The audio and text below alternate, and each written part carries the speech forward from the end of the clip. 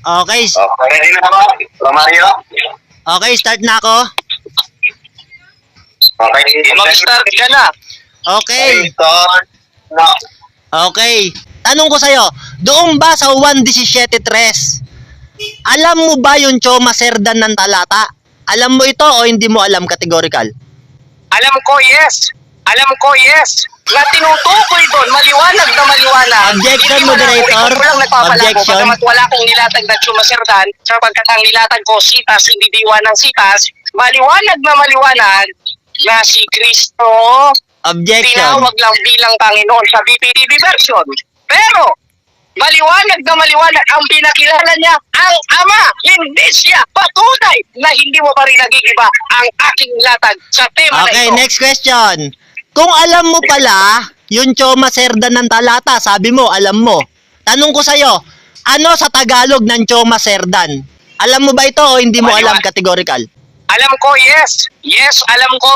Wala tayong pinag-usapan na Chumaserdan pero nasagot kita kung anong meaning ng Chumaserdan.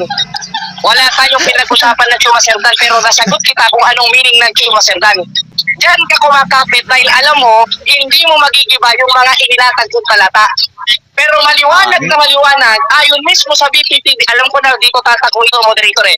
Maliwanag na maliwanag ang pinakilala ni Kristo, ang Ama, hindi ang kanyang sarili, patunay na hindi siya Diyos. Next question. Tanong, ano meaning ng Choma Cerdan kung alam mo? Wala akong pakahulugan at wala akong meaning dyan, moderator. Objection, moderator, sabi niya, alam niya. Pasagutin niyo yan, mapapahiya yan ngayon. Ano meaning ng Choma Cerdan? Nakuha ko kayo parehas, bro. Okay, moderator time. Tayo sa sabaw. Romario. Nakuha ko kayo parehas, ano? Pero ang gusto ng sabihin ng kabila, wala siyang itatag na ganyan. Wala siyang ipinutok na ba ganyan para kung baga sa example. Moderator! Objection sinagot ako, ko na moderator. kanina yung Chumaserdan, Moderator, ewan ko na kung objection narinig naman niya. ako. Objection naman ako, moderator. Naka-objection siya. Di pa ako naka-objection eh. Pa-object ako. Pwede ba ako mag-object? Sige bro, Okay, ang objection ko, sabi niya, alam niya raw ang meaning ng Choma Cerdan. Kaya tinatanong ko, sagutin niya, ano meaning ng Choma Cerdan? Sige, pasagutin niyo, moderator. Ano ko na, nasagot ko na kanina, moderator, paulit-ulit. Ipinaliwanag ko na kanina kung anong Chumaserdan yan.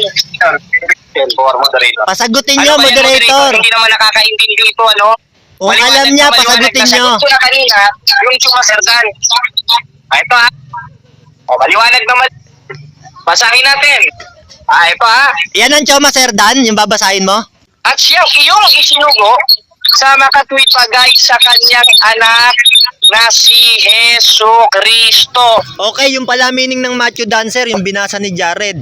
Ang talino mo, Jared. Matthew Dancer yan, Choma Cerdan. Ang galing mo.